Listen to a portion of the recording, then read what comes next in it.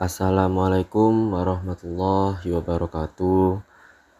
Di sini kami sebagai anggota kelompok 1 akan menjelaskan tentang video materi bab 13, yaitu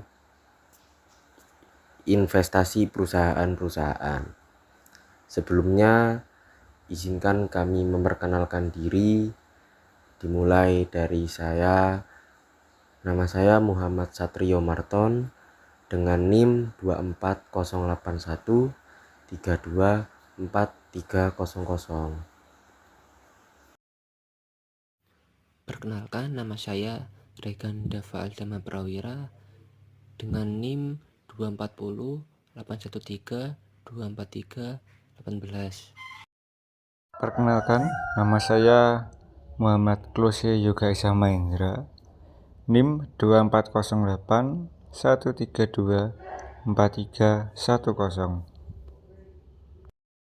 Perkenalkan, nama saya Mohafiz Nur Wahid dengan NIM 24081324293.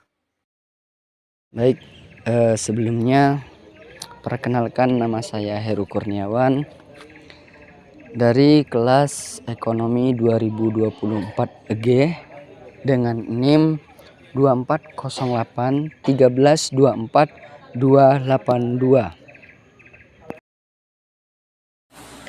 Halo semuanya, perkenalkan nama saya Novia Bunga Lestari, NIM 24081324280. Terima kasih teman-teman telah bersedia untuk memperkenalkan dirinya masing-masing. Dan sekarang kita mulai memasuki sesi pembahasan untuk bab 13, yaitu investasi perusahaan-perusahaan.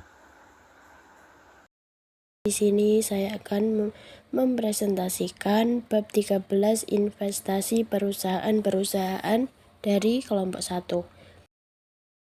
Nah, di sini saya akan mempresentasikan pendahuluan. Bab 13 membahas investasi perusahaan yang dalam ekonomi disebut penamaan modal swasta dalam negeri bruto. Investasi ini adalah komponen besar dalam pengeluaran agregat dan sangat mempengaruhi kondisi ekonomi karena sifatnya yang tidak stabil. Bab ini mengulas teori-teori investasi terutama dari sudut pandang pengusaha serta hubungan negatif antara suku bunga dan jumlah investasi. Selain itu, dibahas juga investasi secara agregat termasuk teori akselerasi dan neoklasik serta peran investasi dalam perekonomian, pembangunan perumahan, dan barang simpanan. Di akhir bab ini membahas tingkat investasi di Indonesia. Nah, saya akan melanjutkan 13.1 yaitu definisi dan tujuan. Dalam ekonomi, investasi adalah pengeluaran untuk membeli barang modal dan alat produksi dengan tujuan menambah kapasitas produksi barang dan jasa di masa depan.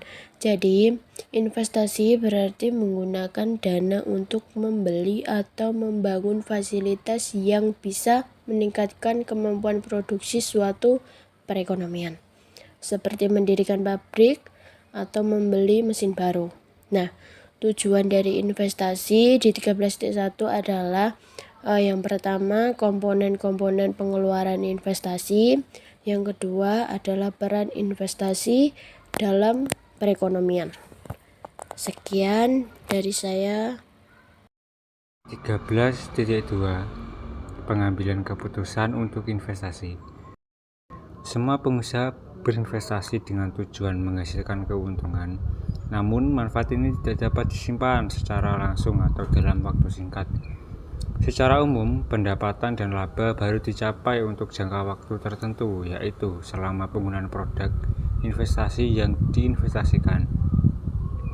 Hasilnya hanya dapat dilihat di masa depan.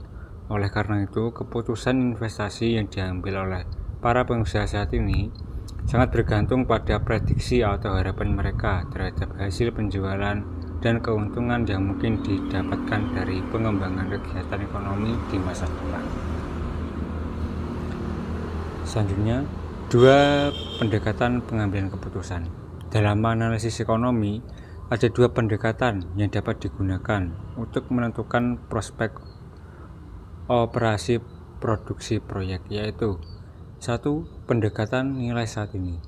Dengan metode ini, suatu proyek dianggap menguntungkan jika nilai saat ini dari laba bersih dari proyek melebihi biaya proyek. Kedua, metode pengambilan uang modal. Yang dimaksud dalam tingkat pengambilan modal adalah pendapatan bersih suatu proyek dinyatakan dalam presentasi dari modal yang ditanamkan dalam mengembangkan suatu proyek. 13.3 Efisiensi marginal dari investasi. Efisiensi marginal dari investasi atau marginal efficiency of investment adalah tingkat pengembalian return tertinggi yang diharapkan dari tambahan unit investasi. Dalam kondisi tertentu dan waktu tertentu, efisiensi marginal dari investasi menunjukkan hubungan antara tingkat pengembalian investasi dan jumlah investasi. Biasanya, semakin besar jumlah investasi, semakin rendah efisiensi marginal dari investasinya. Atau bisa dianalisis dengan pendekatan net present value dan internal rate of return. Faktor yang memengaruhi efisiensi marginal dari investasi adalah harapan keuntungan di masa depan, biaya produksi dan investasi suku bunga, teknologi dan efisiensi produksi, serta tingkat permintaan pasar. Hubungan efisiensi marginal dari investasi dengan suku bunga. Investasi akan dilakukan jika efisiensi marginal dari investasi lebih besar dari suku bunga pasar. Namun, jika efisiensi marginal dari investasi lebih kecil dari suku bunga, maka investasi tidak dianggap menguntungkan. Kurva efisiensi marginal dari investasi cenderung menurun karena peluang investasi terbaik diambil terlebih dahulu. Kurva efisiensi marginal dari investasi berbentuk negatif menurun atau downward sloping, menunjukkan semakin besar total investasi, semakin kecil efisiensinya. Peran efisiensi marginal dari investasi dalam teori Keynes menjadi berdasar penentuan keputusan investasi swasta, salah satu komponen penting dalam penentuan tingkat permintaan agregat. 13.4 yaitu teori akselerasi. Teori akselerasi adalah teori investasi berdasarkan hubungan yang ketat atau antara jumlah peralatan dan pendapatan nasional yang dapat dihasilkannya. Dalam hal ini, rasio antara nilai peralatan dan nilai produksi yang dapat diproduksi adalah 4. Berarti bahwa perangkat bernilai 4 ini akan dapat menghasilkan kapasitas atau 1/4 dari nilai modular dalam jangka waktu tertentu. Ada 2 rumusan dalam teori dasar percepatan. Yang pertama, ada korelasi proporsional antara tingkat produksi nasional yang dapat diwujudkan dan jumlah barang modal yang tersedia. 2. Investasi yang beberapa kali lebih besar diperlukan untuk meningkatkan produksi di masa depan. Jadi, prinsip akselerasi dan percepatan adalah nama lain untuk teori investasi ini. Kemudian adalah perhitungan akselerator. Dalam ekonomi, akselerator mengacu pada hubungan antara tingkat investasi dan output produksi. Konsep ini menunjukkan tingkat investasi yang tinggi dapat menghasilkan akselerasi dalam output produksi yang lebih tinggi. Dalam perhitungan akselerator, hubungan antara investasi dan output produksi diukur dalam bentuk persentase. Kemudian persamaan umum perhitungan akselerator yaitu delta I dalam kurung A dikurangi delta Y per B, di mana delta I ini perubahan investasi, A koefisien akselerator, delta Y adalah perubahan output produksi, dan P adalah margin keuntungan. Koefisien akselerator adalah istilah yang mengacu pada jumlah investasi yang dibutuhkan untuk menghasilkan satu unit output tambahan. Sejumlah faktor termasuk kebijakan fiskal, moneter, dan modal produktivitas mempengaruhi koefisien ini. Kemudian margin keuntungan B adalah perbedaan antara biaya produksi dan harga jual per unit. Investor memilih tingkat investasi yang tepat berdasarkan margin ini. Teori investasi neoklasik. Teori investasi neoklasik merupakan teori ekonomi yang menjelaskan bahwa investasi ditentukan oleh upaya perusahaan untuk memaksimalkan keuntungan dengan cara menyesuaikan stok modal hingga nilai produk marginal modal (MPK) sama dengan biaya penggunaan modal (user cost of capital).